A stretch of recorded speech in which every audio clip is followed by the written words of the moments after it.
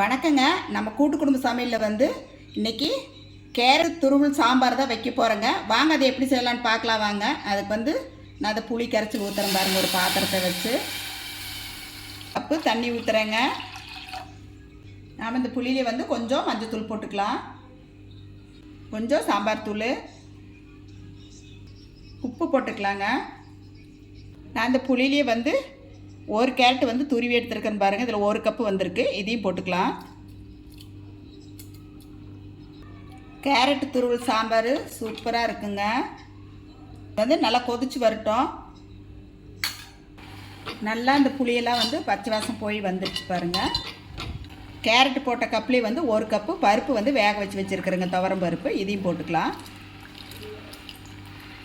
10 நிமிஷம் கொதிச்சு வரட்டுங்க. கேரட் துருவல் சாம்பார் பாருங்கள் ரெடி ஆயிடுச்சு பாருங்கள். தாளிச்சிக்கலாம். எண்ணெய் ஊற்றிக்கலாங்க. கடுகு, கீரி வச்சுருக்கிற பச்சை மிளகாய் 2 போட்டுக்கலாங்க. நான் கீரிக்காய் போடுறேன். கருவேப்பிலை ஒரு கொத்து,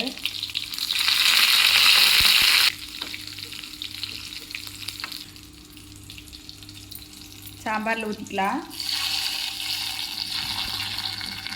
மல்லித்தலை ஒரு கொத்து போட்டுக்கலாங்க. கருவேப்பிலை ஒரு கொத்து போட்டுக்கலாம்.